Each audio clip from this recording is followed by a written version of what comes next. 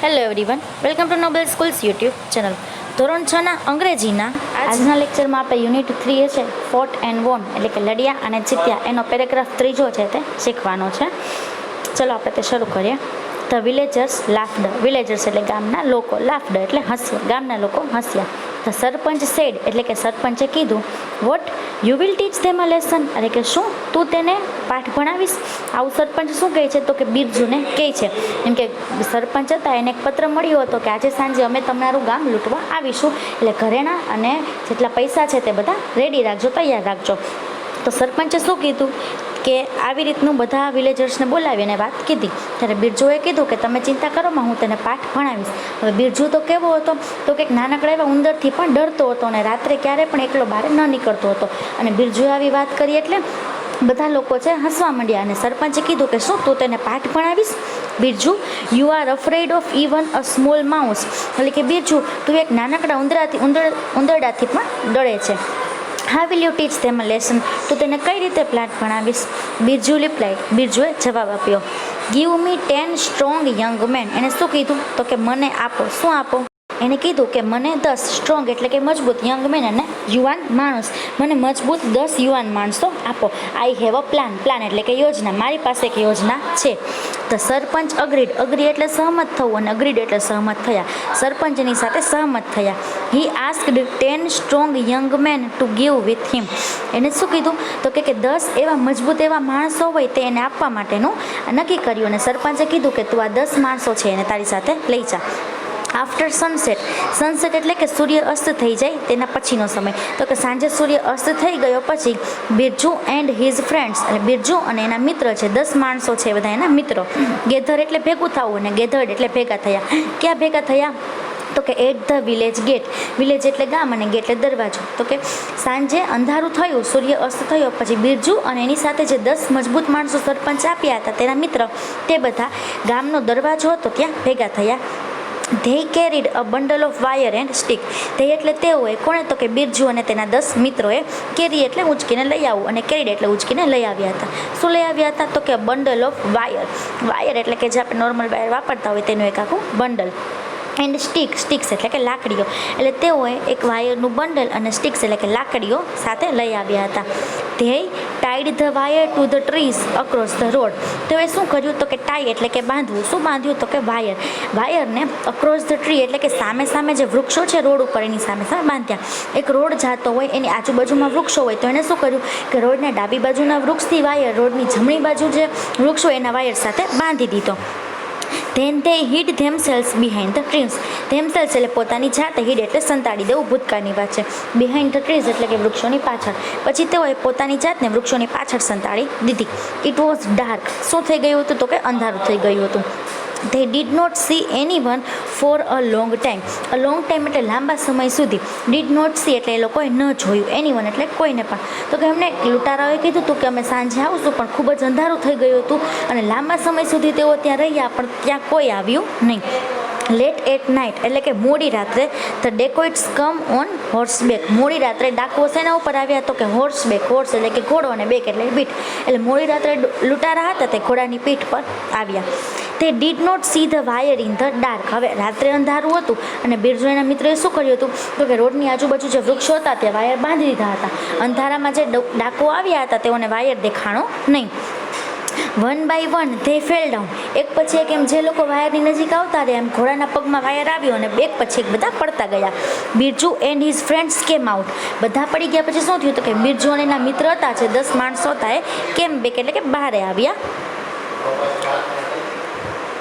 They caught the dacoits and tied them to the trees. તેઓએ શું કર્યું તો કે કોટ એટલે પકડ્યું. કોને? તો કે ડેકોઇટ્સ એટલે ડાકુઓને, અને ટાઈડ એટલે બાંધી દીધા. કોની સાથે? તો કે ટ્રીઝ એટલે વૃક્ષો સાથે. હવે એક પછી એક અંધારામાં ડાકુઓને વાયર ન દેખાણો એટલે બધા પડી ગયા. એટલે બિરજુ એના મિત્ર જે ઝાડ પાછળ સંતાણા તે બહાર નીકળ્યા અને બધા ડાકુઓને પકડી એને શું કર્યું તો કે જે લાકડીઓ હતી, લાકડીઓ અને જેટલા વાયર લઈ ગયા હતા એ બધું લઈ અને તેને વૃક્ષની સાથે બાંધી દીધું. ધ નેક્સ્ટ ડે એટલે કે બીજા દિવસે the sarpanch called the police. સરપંચે કોને બોલાવી તો કે પોલીસને બોલાવી. The police arrested the dacoits. પોલીસે શું કર્યું તો કે અરેસ્ટ એટલે ધરપકડ કરવી અને ડેકોઇટ્સ એટલે કે ડાકોની. પોલીસે ડાકોની ધરપકડ કરી લીધી. The sarpanch and the villagers congratulated Birju and his friends. સરપંચ અને વિલેજર્સ એટલે કે ગામના લોકોએ શું કર્યું તો કે કોંગ્રેચ્યુલેશન એટલે અભિવાદન કરવું, અને કોંગ્રેચ્યુલેટેડ એટલે કે અભિવાદન કર્યું. ઈડી લાગી ગયું એટલે ભૂતકાળનું રૂપ છે. કોનું અભિવાદન કર્યું તો કે બિરજુ એન્ડ હિઝ ફ્રેન્ડ્સ એટલે કે ગામના લોકો અને સરપંચે અભિવાદન કર્યું, એમને ખૂબ ખૂબ સારી વધામણી આપી. કોને તો કે બિરજુ અને તેના 10 જે મજબૂત માણસો આપ્યા હતા સરપંચે બિરજુના મિત્રો એને. Now Birju was not Birju the coward. હવે બિરજુ કેવો નહોતો તો કે કોવાડ એટલે કે કાયર, બીકણ. હવે બિરજુ છે બીકણ બિરજુ રહ્યો ન હતો. He was Birju the brave. તો તે કેવો થઈ ગયો હતો તો કે બહાદુર બિરજુ થઈ ગયો હતો. પહેલા બિરજુનું નામ શું હતું તો કે બધા એને કાયર, બીકણ એ રીતે ડરપોક એવું કહીને બોલાવતા હતા. પણ બિરજુએ આ યુક્તિ કરી અને પોતાના ગામમાં લૂંટારોને આવતા રોક્યા કે જેથી બધા ગામના લોકોના ઘરેણા અને પૈસા છે એ સહી સલામત રહે. આવી યુક્તિ કરી અને બધા લૂંટારાઓને પોલીસને પકડાવ્યા. તેથી બધા બિરજુની બહાદુરીના વખાણ કરવા માંડ્યા અને એને બહાદુર બિરજુ એવું કહેવા લાગ્યા. હવે આપણે આ જે પેરેગ્રાફ જોયો છે આપણે તેના જે પ્રશ્ન જવાબ છે તે જોઈએ. પહેલો પ્રશ્ન છે કે where did Birju and his friends gather after sunset. Sunset એટલે સૂર્યાસ્ત થયું પછી.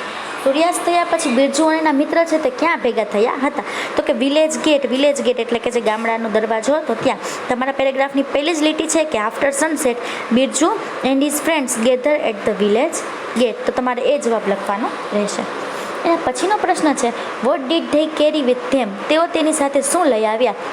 તો પેરેગ્રાફની બીજી જ લીટીમાં આપેલું છે કે they carried a bundle of wire and stick. તો જવાબ એ જ વાક્ય લખવાનું રહેશે. ત્રીજો પ્રશ્ન છે where did they hide themselves. તેઓએ પોતાની જાતને ક્યાં સંતાડી. તો પહેલાં જ પેરેગ્રાફની સાવ છેલ્લી લીટીમાં આપેલું છે કે then they hid themselves behind the trees. એમાં આપણે ધેન એ શબ્દ લખીશું નહીં, આપણે ફક્ત જવાબ શું લખીશું કે they hide themselves behind the trees. તેઓએ પોતાની જાતને વૃક્ષોની પાછળ સંતાડી. ચોથો પ્રશ્ન છે when did the dacoits come on horseback. ઘોડાની પીઠ પર બેસીને ડાકુઓ ક્યારે આવ્યા. તો એના પછીનો પેરેગ્રાફ છે એની બીજી લીટીમાં આપેલું છે કે late at night the dacoits came on horseback. તો આપણે આ સેમ વાક્ય લખી નાખશું, અથવા તમે the dacoits came on horseback late at night એ રીતે લખશો તો પણ ચાલશે. પાંચમો પ્રશ્ન છે who congratulated Birju and his friends. Birju અને તેના મિત્રોને અભિવાદન કોણે આપ્યા. તો કોણે આપ્યા હતા તો કે છેલ્લેથી બીજો પેરેગ્રાફ છે એમાં લખેલું છે કે the sarpanch and the villagers congratulated Birju and his friends. તો તમે આખું વાક્ય છે એ બેઠું લખી નાખજો. હવે આપણે તેના વિકલ્પો જોઈએ. પહેલો વિકલ્પ છે what did Birju and his friends tie to the tree. Birju અને તેના મિત્રોએ વૃક્ષો પાછુમાં શું બાંધ્યું તો કે વૃક્ષની આરપાર જે સામે વૃક્ષો હતો તેમાં શું બાંધ્યું હતું કે રોપ એટલે દોરડું, વાયર એટલે કે જે પતલો વાયર આવે તે, રિબન એટલે કે રિબિન અને સ્ટ્રિંગ એટલે કે દોરી. તો એ શું બાંધ્યું હતું તો કે વાયર બાંધ્યા હતા. તો આમાં બી જવાબ વાયર આવશે. પછીનો પ્રશ્ન છે વુ કોટ ધ ડેકોઇટ્સ. લૂંટારા હતા ડાકુઓ તેને કોણે પકડ્યા તો કે બિરજુ એન્ડ હિઝ ફ્રેન્ડ્સ. તો કે બિરજુ અને તેના મિત્ર હતા તેણે લૂંટારાઓને પકડ્યા હતા. ત્રીજો વિકલ્પ છે વુ અરેસ્ટેડ ધ ડેકોઇટ્સ. ડાકુઓને કોણે ધરપકડ કરી, કોણે તેને અરેસ્ટ કર્યા. તો કોણ આવી હતી તો કે સરપંચે બીજે દિવસે પોલીસને બોલાવ્યા હતા એટલે પોલીસે આવીને ડાકુઓને ધરપકડ કરી હતી. એટલે આમાં જવાબ આવશે સી ધ પોલીસ. હવે એના પછીના વિકલ્પ જોઈએ કે Birju and his friends gathered at the village gate. Birju અને તેના મિત્ર જે ગામનો દરવાજો હતો ત્યાં ભેગા થયા હતા, પણ ક્યારે થયા હતા.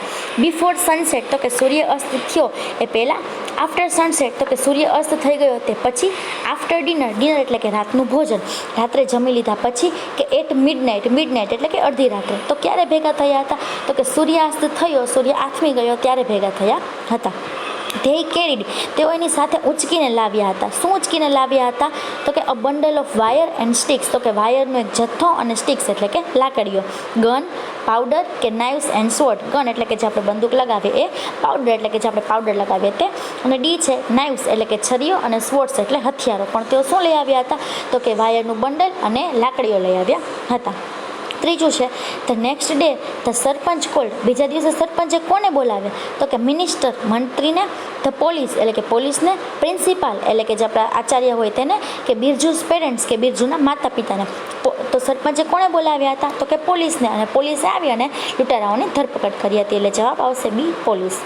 ચોથો વિકલ્પ જોઈએ નાવ બિરજુ વોઝ. હવે બિરજુ કેવો હતો તો કે પહેલાં જે ઉંદરથી પણ ડરતો હતો, રાત્રે એકલો બહાર નહોતો નીકળતો, એ બિરજુ કેવો હતો તો કે બિરજુ ધ કોવાડ, બિરજુ બીકણ હતો.